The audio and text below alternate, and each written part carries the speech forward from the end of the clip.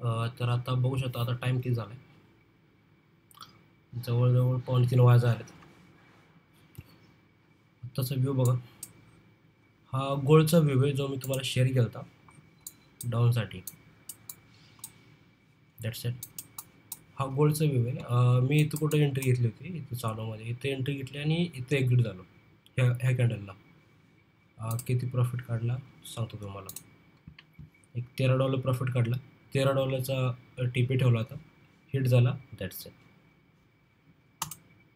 आणि जो लॉस झालेला तो तुम्हाला माहीतच आहे. गोल्डमध्ये आज एक लॉस झाला आहे आणि सॉरी BTCमध्ये एक लॉस झाला आहे आणि प्रॉफिट झाला आहे.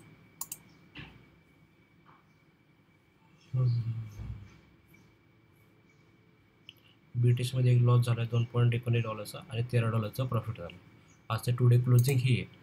ओव्हरऑल टुडे क्लोजिंग ग्रीनमध्येच आहे. ठीक आहे. 2 ट्रेड घेतले बस. आता ओव्हर ट्रेडिंग नाही करायची. एखादा चांगला सेटअप भेटला $3च्या आतमध्ये रिस्क असणारा तर आपण तो ट्राय करू शकतो. ते पण मॅक्स एकदम वाटलं तरच, किंवा नाही. 2 ट्रेड बस. आणि ओव्हरऑल प्रॉफिटमध्ये म्हटलं की नाहीच करायचं. ठीक आहे. बाकी 16 तारीख ग्रीनमध्ये क्लोजिंग. चला आपण इथं PL पण भरून टाकूया. 4, 8, 12, 16. ठीक. हा मंथ जरा थोडासा ठीक आहे. 16, 17, 18, 19, 20, 21, 22, 23, 24, 25, 26, 27, 27, 16, 16 आणि 4, 20, 24, 28, 29, 30. बरोबर.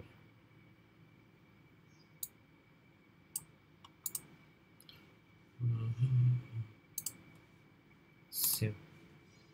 हे काय नव्हतंच त्यामध्ये. ठीक आहे. आणि BTCचं सांगतो तुम्हाला काय. BTCचं मी तुम्हाला एक व्ह्यू शेअर केला होता डाऊनसाठी. बघा, BTC डाऊनसाठी मी तुम्हाला इथं व्ह्यू शेअर केला होता की मार्केट इथून किंवा ह्या पॉईंटपासून डाऊन याची संभावना आहे तिथं. तर एक डिलीट करू आपण इथे. संभावना आहेत म्हणून. पण मार्केट काय तसे कॅन्डल काय तसे बनवलं नाही मार्केटनी. खूप मोठ्या मोठ्या विक्स सोडत होतं डाऊन, म्हणजे अपर अँड डाऊन साईडला. तर त्याच्यामुळं आपण म्हणजे ते कॅन्डल फॉर्मेशन पण लागते ना, की आपण डाऊन साईडला हे घेते म्हटल्यावरती ट्रेड घेते. ते कॅन्डल फॉर्मेशन बिलकुल नव्हतं. सेकंड थिंग की मार्केटने ह्याला ब्रेक केलं. 50% लेवल जेव्हा मार्केटने ब्रेक केला तेव्हा इथे आपण बाय करायला पाहिजे होतं. बघू शकता मार्केटने प्रॉपर एक सपोर्ट पण घेतला रेड कॅन्डलनी. ह्या रेड कॅन्डलला आपली एंट्री असायला पाहिजे होती. अशी एंट्री असेल ह्या लास्ट कॅन्डलच्या लोला, लास्ट किंवा हा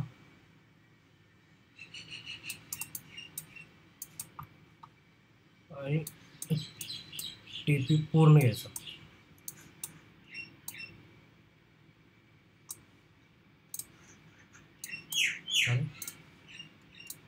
हा TP असायला पाहिजे होता. असा आपला ट्रेड असायला पाहिजे होता, पण आपण मिस केला.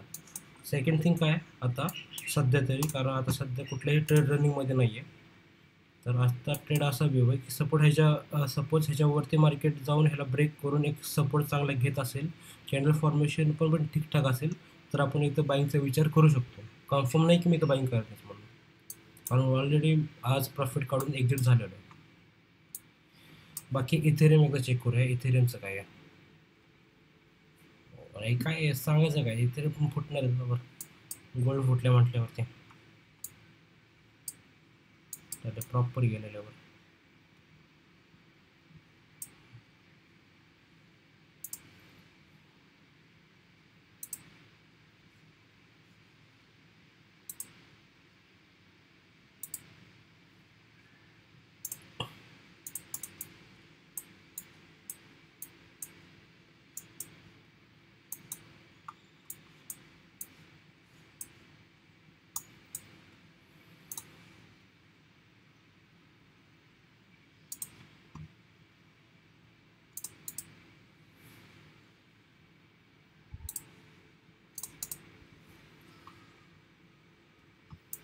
ठीक आहे. इथेरियममध्ये तर काय दाखवत नाही असं चांगला सेटअप आहे. बाकी ओव्हरऑल ठीक आहे. व्हॉट्सअपवरती पण बघू शकता. जो व्हॉट्सअपवरती ग्रुप आहे आपला, ग्रुपवरती पण अपलोड केला आहे. हा बघा अपलोड केला होता. डाऊन साईडला गोल्डमध्ये 120 USD 5 minutes, 50% TP done, 50% TP done, 3000 point book.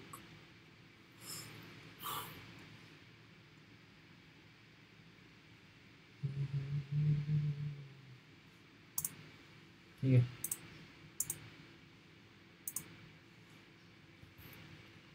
आणि सेकंड थिंग की मी असा एक विचार करतो की रेंज कॅल्क्युलेशन जे आहे ते मी तुम्हाला शिकवू, एक लर्निंग व्हिडिओ बनवू, एक पूर्ण प्लेलिस्ट बनवू.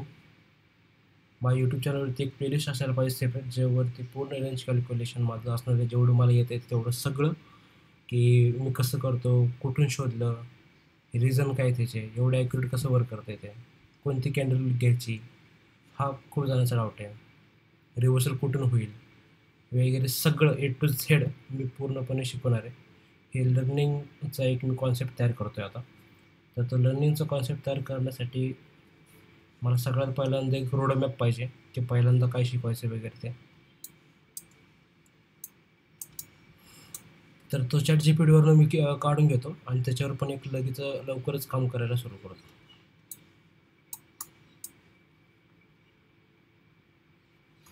ठीक आहेच. आता काही एवढंच तुम्हाला विषय करायचा होता. ठीक आहे, चल बंद करू आता.